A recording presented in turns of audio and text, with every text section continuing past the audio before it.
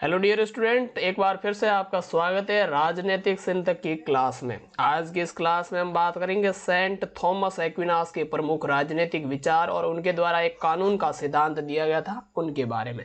So basically ये हमारी philosophy की क्लास होने वाली है और फिलोसफी की क्लास में आज हम इन व्यक्ति के बारे में जानेंगे और इनके जो कुछ सिद्धांत दिए गए हैं उनके बारे में जानेंगे।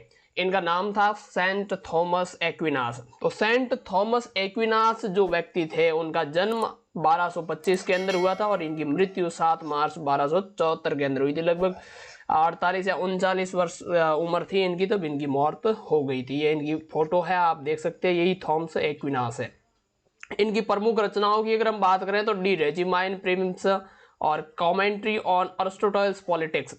देखो, जहां पर हमने अरस्तु को पढ़ा था तो अरस्तु के जितने भी थॉट्स थे उनको एक धार्मिक तरीके से और उनको प्रोसेस करके बाकी के सामने अगर किसी ने लाया था तो वो हमारे विचारक थे थॉमस एक्विनास। ये एक सेंट की उपाधि इन्हें मिली हुई थी क्योंकि ये एक चर्च के अंदर पादरी थे। जिस तरीके से हिंदू धर्म के अंदर अपने पुजारी होता है, महात्मा होते हैं, संत होते हैं ना, जिसको हम मठाधीश वगैरह ऐसे कुछ उपाधि देते हैं, तो ये इनके यहाँ पर जो पादरी थे और इनको सेंट की उपाधि मिली हुई थी। नाउ बात करते हैं, जो सेंट थॉमस थे वो एक बहुत अच्छे पाठक और बड़े लेखक भी थे। उन्होंने अपने विषयों लगभग हर पुस्तकों के अंदर उन्होंने बहुत सारी लगभग 70 के आसपास पुस्तकें लिखी थी। उन पुस्तकों के अंदर उन्होंने अपना साहित्यिक कार्य, अपने दिमाग की जो बातें थी और साथ में शैक्षिक दर्शन के भी सारांश दिए हैं और राज्य के बारे में, राज्य और धर्म के बारे में जो संबंध है वो क्या हो सकता है, ये सारी की सारी उन्होंने बातें बताई है। विद्यावाद, देखिए सबसे पहले हम जान लेते हैं कि विद्यावाद क्या होता है। विद्यावाद यानी आप धार्मिक या दार्शनिक तरीके से, दर्शन के जो तर्क संगत तरीके से अगर आप उसका अध्ययन करते हो तो उसे हम विद्यावाद कहते हैं। देखो, मैं कोई बात कह रहा हूं कि हाँ भाई भगवान है, तो एक तो मैं सीधा यही कह रहा हूं कि हाँ भगवान है, मैं मानता हूं भगवान है, इसका मतलब भगवान है। ये तो एक हो गया सीधा सा तर्क। एक होता है कि मेरे पास में ये सबूत हैं और इसकी वजह से मैं मानता हूं कि दुनिया में भगवान है, तो ये होता है विद्यावाद। तो थॉमस का सबसे शानदार योगदान था कि इच्छाई विचार में अरस्तुवाद का समावेश है। ऑगस्टीन और थॉमस दोनों ने सर्च सिद्धांत के विकास की मदद की है। ऑक्टिनिज्म प्लेटो और ईसाई धर्म का मिश्रण है और थॉमनिज्म अरस्तु और ईसाई धर्म का संश्लेषण है। इस इनके द्वारा जो विचार दिए गए थे उनको हम थॉमनिज्म कहते हैं और थॉमनिज्म जो है वो अरस्तु और ईसाई धर्म का संश्लेषण है। अरस्तु ने जो शिक्षाएं दी थी उसका और ईसाई धर्म का संश्लेषण करके इन्होंने अपने थॉट दिए, जिसको हम थॉमनिज्म के बारे में थॉमनिज्म के रूप में पढ़ते हैं। सेंट थॉमस जो एक्विनास थे उनके जो राजनीतिक विचार थे, सबसे पहला था राज्य की प्रकृति कैसी होनी चाहिए, इसके बारे में उन्होंने कहा था। सेंट थॉमस एक्विनास पहले चर्च के फादर और अन्य मध्य युगीन विचारकों का मानना था कि राज्य ईश्वर द्वारा नियुक्त किया गया है। सरकार दुष्टों को दंडित करने के लिए ईश्वर द्वारा तैयार किया गया साधन है। यह दृष्टिकोण अरिस्टोटेलियन विचार से अपरिचितता का परिणाम था। चूंकि थॉमस अरस्तुवाद के प्रवक्ता थे, इसलिए उन्होंने अपने लेखक के माध्यम से राजनीति और अरस्तु के विचारों को पुनर्जीवित किया। देखो, होता क्या है ना, ये एक सर्च के फादर थे, तो स्वाभाविक सी बात है कि जो धार्मिक बातें हैं वो इनके विचारों के अंदर शामिल होनी है। तो ये पहले अरस्तु का जो दर्शन शास्त्र था उसके अध्ययन करने से पहले, उसका अध्ययन करने से पहले ये मानते थे कि जो सरकार है वो दुष्टों को दंडित करने के लिए ईश्वर द्वारा तैयार किया गया एक साधन है। बेसिकली होता क्या था कि भाई राजा भगवान का रूप है, उसको धरती पर भगवान ने भेजा है ताकि जो सज्जन लोग हैं उनकी रक्षा की जा सके और जो दुष्ट है उनको दंड दिया जा सके सरकार के माध्यम से। यही पहले धर्म धार्मिक रूप से माना जाता। इवन सर्च क्या, सबसे पहले तो अगर हम बात करें हिंदू फिलोसफी, तो हिंदू फिलोसफी में कई बार आपको ये देखने को मिलता है कि राजा जो है वो भगवान का प्रतिनिधित्व है और एक अच्छे गुण वाला व्यक्ति ही राजा बन सकता है। ऐसी फिलोसफी हमारे हिंदू धर्म ग्रंथों के अंदर भी मिलती है। स्वाभाविक सी बात है कि यहाँ पर भी ऐसी थाई। सेंट थॉमस ने कहा था कि प्रकृति की स्थिति, देखो ये जो विचार थे ना उनके अरस्तु को पढ़ने से पहले थे। जब इन्होंने अरस्तु के राजनीतिक विचार पढ़े तो इनके जो विचार है वो बदल गए। जैसे कि प्रकृति की स्थिति में कोई भी गुलामी नहीं है, अबोधिता की अवस्था में मनुष्य तथा मनुष्य पर कोई प्रभुत्व नहीं है। अरस्तु का अनुसरण करते हुए थॉमस कहते हैं कि मनुष्य स्वभाव से एक सामाजिक प्राणी है। एक्विनास ये मानता था कि जो प्रकृति की स्थिति में कोई भी गुलामी नहीं होनी चाहिए, भगवान ने सबको बराबर बनाया है और मनुष्य का मनुष्य पर कोई भी प्रभुत्व नहीं होना चाहिए। इसलिए समाज पुरुषों को निर्दोषता की स्थिति में समाज में रहना चाहिए, लेकिन कई सदस्यों के लिए तब तक सामाजिक जीवन नहीं हो सकता जब तक वो सामान्य भलाई ना हो, और समाज के सदस्यों को सामान्य भलाई का लक्ष्य रखना पड़ेगा। देखो, ये जो एक्विनास थे ये मानते थे कि अगर किसी के अंदर सामान्य जो भलाई है, यानी लोगों के बारे में अच्छा सोचना, राज्य के बारे में अच्छा सोचना, भगवान के बारे में सोचना, यानी जो भलाई की भावना अगर किसी मनुष्य के अंदर नहीं है तो वो सामाजिक प्राणी नहीं हो सकता। उसको सामाजिक जीवन, उसका जीवन जो है उसको सामाजिक जीवन तभी माना जाएगा जब उसके जीवन में भलाई हो। यानी आपको अच्छे काम करने चाहिए, अच्छे आचरण। देखो, यहाँ पर हमें थोड़ा बहुत प्लेटो का जो विचार है वो भी देखने को मिलता है कि अच्छे आचरण वगैरह, ये जो सारी चीजें है ना, ये काल्पनिक तरीके से है, क्योंकि वास्तव में इतनी भलाई वगैरह हो नहीं सकती राज्य के लोगों के अंदर। इसके बाद में इन्होंने राजनीतिक प्राधिकार के स्वरूप को बताया था, यानी सरकार कैसी होनी चाहिए। जहां तक सरकार के वर्गीकरण का प्रश्न है, हम थॉमस के विचारों पर अरस्तु का स्पष्ट प्रभाव पाते हैं। अरस्तु का अनुसरण करते हुए वो कहते हैं कि मोटे तौर पर सरकारें दो प्रकार की होती है। एक का लक्ष्य होता है शासक का कल्याण और दूसरे का उद्देश्य होता है सभी का कल्याण करना। यानी ये मानते थे कि भाई सरकार दो प्रकार की होती है। एक तो वो लोग हैं जहां पर सिर्फ उनका मानना है कि सिर्फ राजा का भला होना चाहिए, जो सत्ता से जुड़े हुए लोग हैं वो ज्यादा फल फूले, बाकी गरीबों के बारे में नहीं सोचना चाहिए। ये एक प्रकार की सरकार होगी। और दूसरे प्रकार की ऐसी सरकार होती है जो सब लोगों के बारे में सोचे, नागरिकों के बारे में सोचे, उनके हित के बारे में सोचे, तो ये होती है दूसरी सरकार। सरकार के विकृत रूप में अत्याचार, कुलीन तंत्र और लोकतंत्र है। आदर्श प्रकार में हम राजत्व, राज व्यवस्था और अभिजात वर्ग को पाते हैं। देखो, इनके यहाँ पर इनका विचार था कि सरकार जब विकृत हो जाती है तो यहाँ पर अत्याचार, कुलीन तंत्र और लोकतंत्र देखने को मिलता है। वही आदर्श प्रकार में हम राजत्व, राज व्यवस्था और अभिजात वर्ग को पाते हैं। ये इनके थोड़े विचार जो थे वो अलग विचार थे आज की कंपैरेटिव में। अगर आज का कहे तो हम यही मानते हैं कि भाई लोकतंत्र सबसे अच्छा है, लेकिन वो उस समय वो मानते थे कि एक आदर्श राजा होना चाहिए और उसका आदर्श राजतंत्र होना चाहिए ताकि राज्य को सही स्मूथली चलाया जा सके।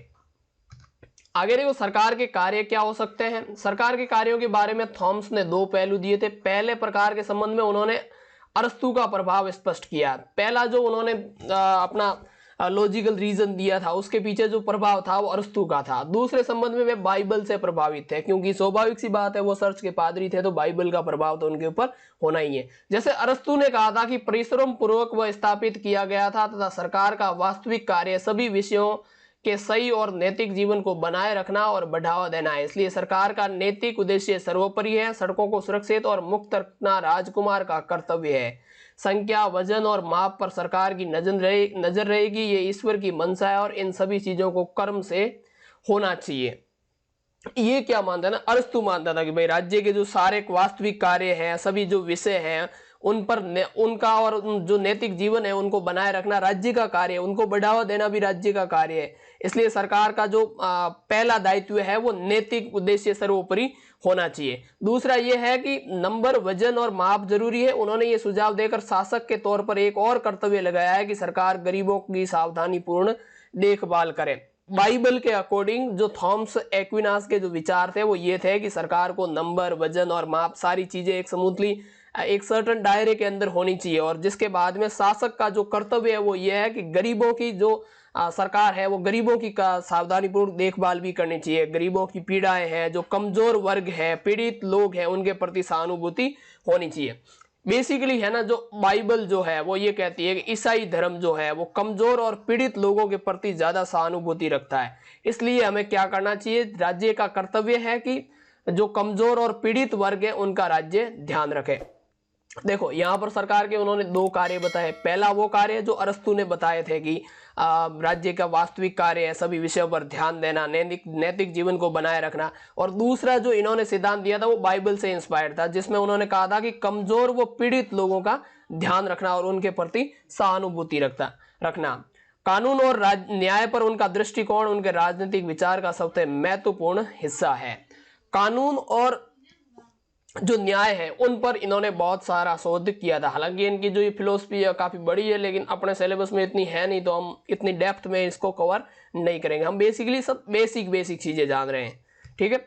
अब देखो, कानून, तर्क और सामान्य भलाई, इन्होंने यहाँ पर क्या किया, कानून जो है जनरली हम क्या कहते हैं, अनुसूचित जो जनजाति है, थॉम्स का कानून और न्याय का सिद्धांत ये माध्यम है जिसके माध्यम से अरस्तु, stoic, Cicero, Roman imperial jurist और सेंट ऑगस्टिन ने सिद्धांत का एक संपूर्ण मिश्रित होकर आधुनिक समय तक प्रचारित रहेगा। देखो, जो अनुसूचित जनजाति को लेकर के जो अधिकार हैं, जो कानून है, जिनके बारे में हम बात करते हैं, तो उसकी जो बातें हैं, ये जो विचार थे वो पहले भी इन्हीं जो ऑथर थे इनसे इंस्पायर थे और आज भी इन्हीं से इंस्पायर है, और आज भी हम अनुसूचित जनजाति के जो हित हैं उनके बारे में बात वगैरह करते हैं। थॉमस की कानून की परिभाषा और अवधारणा तथा तर्क और सामान्य भलाई से इनका संबंध बहुत स्पष्ट है कि संबंध में कई मध्य युगीन विचारकों से बेहतर है। सेंट के अनुसार कानून आम भलाई के लिए एक अध्यादेश के अलावा कुछ नहीं है, जो जिसके द्वारा बनाया गया है वो समुदाय की देखभाल और परिवर्तन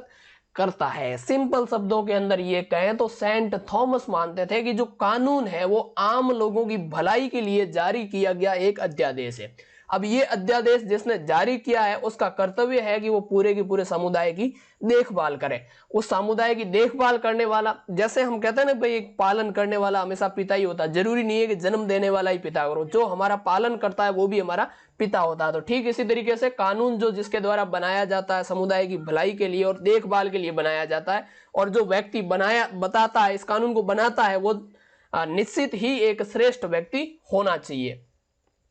अब देखो, इनका जो महत्वपूर्ण सिद्धांत है ना अपने विषय के लिए, जो है कानून का वर्गीकरण, यानी कानून को लेकर के इनके क्या सिद्धांत है। तो जो थॉम्स थे, इन्होंने अपने कानूनों को 4 भागों के अंदर बांटा था।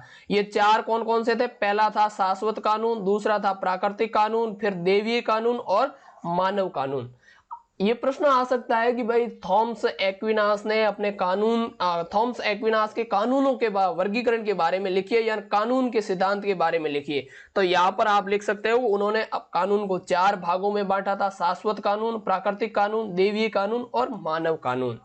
तो आइए जानते हैं एक एक करके कि भाई इन कानूनों के अंदर क्या डिफरेंस था। शाश्वत नियम की या शाश्वत कानून की बात करें तो मनुष्य की भौतिक प्रकृति से ऊपर है और ये उनकी समझ से परे है। मनुष्य ईश्वर की इच्छा के अनुसार कार्य करता है और वह उसकी भलाई और बुद्धि में भाग लेता है। शाश्वत कानून के निर्माण और परिवर्तन में उनका कोई योगदान नहीं है। फिर मनुष्य स्वयं को इस कानून के क्रियान्वयन से दूर नहीं रख सकता। थॉमस के अनुसार प्राकृतिक कानून वह चीज है जिसके प्रति मनुष्य का झुकाव स्वाभाविक रूप से होता है। इनमें मनुष्यों के लिए उचित है कि वो तर्क के अनुसार कार्य करने के लिए उचित हो। यानी भाई जिस प्रकार से प्राकृतिक कानून है, शाश्वत कानून के बारे में यानी वो कानून जो सदियों से चले आ रहे हैं, जो ईश्वर के द्वारा, ऐसा माना जाता है कि भाई ईश्वर ने जब मनुष्यों को धरती पर भेजा तो कुछ कानून और कुछ कर्तव्य देकर के भेजा था। तो वो कर्तव्य जो थे वो थॉमस एक्विनास के अनुसार शाश्वत कानून थे। और प्राकृतिक कानून वो थे जो प्रकृति के द्वारा हमें सीखने को मिलते हैं। जैसे प्रकृति की अपने रखवाली करनी चाहिए, उसकी रक्षा करनी चाहिए। तो ये कहीं ना कहीं प्रकृति हमें बताती है कि हम आपके लिए कितनी जरूरी है, इसलिए हमारा संरक्षण करना जरूरी हो जाता है। तो प्रकृति सभी प्राणियों में प्रवृत्ति का समावेश करती है, लेकिन मनुष्य अपनी श्रेष्ठ बुद्धि और क्षमता से अच्छे और बुरे के बीच में अंतर जानने में सक्षम है। सेंट थॉमस ने प्राकृतिक कानून को 3 अलग अलग प्रजातियों के लिए प्रतिष्ठित किया था।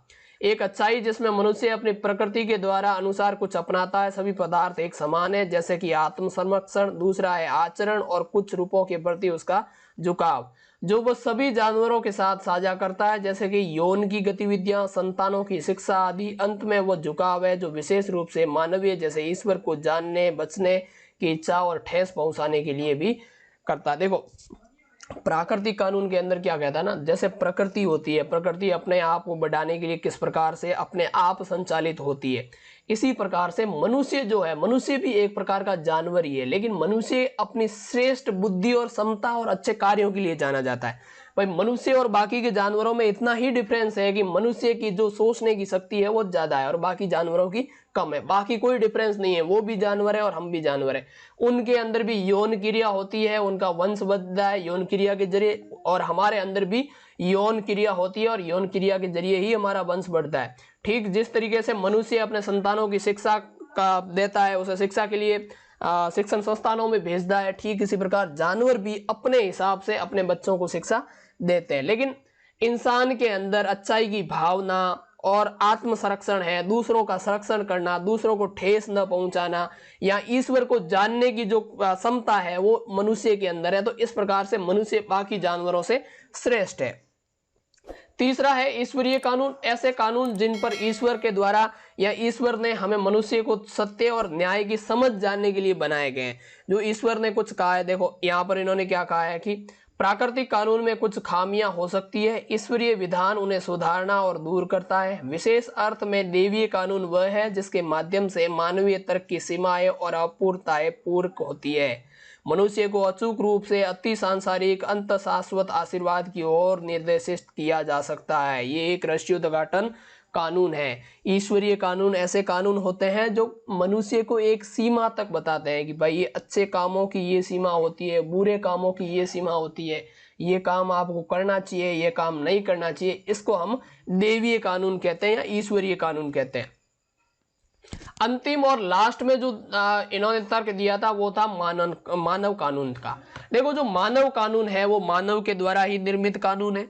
यहाँ पर मानव समुदाय के कल्याण की परवाह करते हुए एक व्यक्ति जो अध्यादेश ला करके, किसी राज्य का जो शासक है वो अध्यादेश ला करके एक कानून का निर्माण करता है, उसी को थॉमस एक्विनास थे, उन्होंने मानव कानून कहा है। मानव कानून और कुछ नहीं है, सामान्य भलाई के उद्देश्य से तर्क और जारी किया गया एक अध्यादेश है, और इसके माध्यम से सारे के सारे लोगों को ईश्वरीय कानून या बाकी के जो कानून है उसको पालने के लिए प्रतिपादित किया जा सकता है। अगर आज के कॉन्टेक्स्ट में हम बात करें तो सबसे महत्वपूर्ण मानव कानून ही होता है। देखो पहले की बात अलग थी, पहले जो लोग थे वो ईश्वर पर ज्यादा विश्वास करते थे, ईश्वर की कही गई हर बातों को मानते थे, ईश्वर के जो जिसको दूत कहते हैं, जिसको आप कह लो पैगंबर वगैरह कहते थे, उनकी बातों पर भरोसा किया करते थे। आज जो कानून है, आज वो ज्यादातर जो है कानून है वो मानव निर्मित कानून है और उन्हीं पर ज्यादा भरोसा किया जाता है। सो दोस्तों ये थे जो महत्वपूर्ण कानून का सिद्धांत था, इन्होंने जो थॉमस ने कानून का सिद्धांत दिया था उसके बारे में।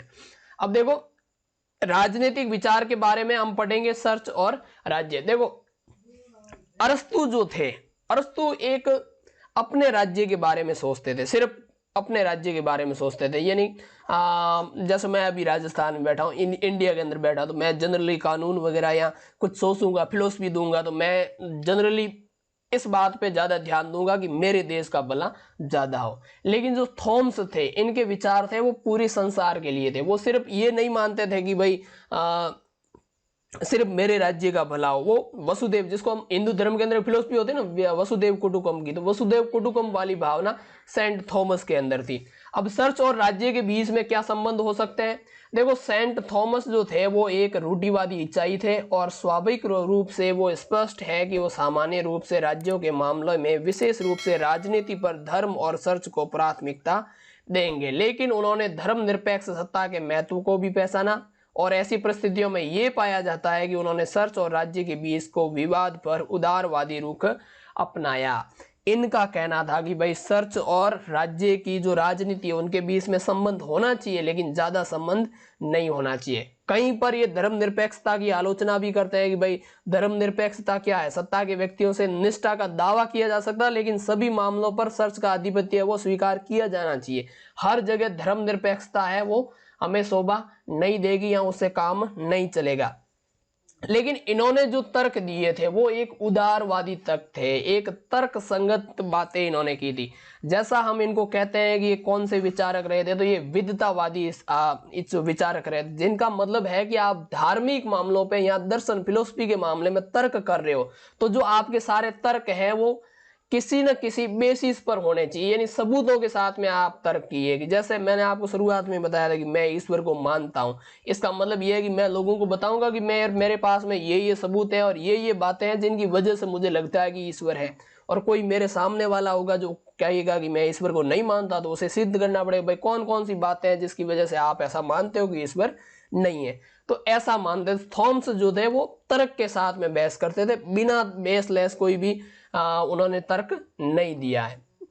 ठीक है, तो ये थे सेंट थॉमस के प्रचलित विचार और उनके राजनीतिक जो विचार दिए थे उनके बारे में भी हमने जाना और इनके जो कानून के सिद्धांत के बारे में भी जाना। ये जो स्लाइडें हैं इसकी पीडीएफ अगर आपको चाहिए तो आप डू पॉलिटी जो टेलीग्राम चैनल है उसके माध्यम से इसको डाउनलोड कर सकते हो। यहाँ पर आपको ये सारी चीज़ें मिल जाएगी और जितने भी वीडियो जाते हैं उनकी जो सारी की सारी पीडीएफ्स है, नोट्स वगैरह है, वो सारे यहाँ पर आपको इस टेलीग्राम चैनल पर मिलेंगे। साथ ही में अगर आप बीए की प्रिपरेशन कर रहे हो तो आप पॉलिटी के लिए इस चैनल को सब्सक्राइब जरूर कर दीजिए। यहाँ पर आपको सारी की सारी डिटेल मिलती रहेगी और time to time video lecture भी मिलते रहेंगे। इसके बाद में हम कल बात करें, कल लेक्चर वीडियो लेक्चर के अंदर हम जानेंगे मैकियावेली के प्रसिद्ध विचार और उनके राजनीतिक सिद्धांतों के बारे में। तो हाल चलते हैं, मिलेंगे जल्दी नेक्स्ट लेक्चर के अंदर। तब तक के लिए जय हिंद।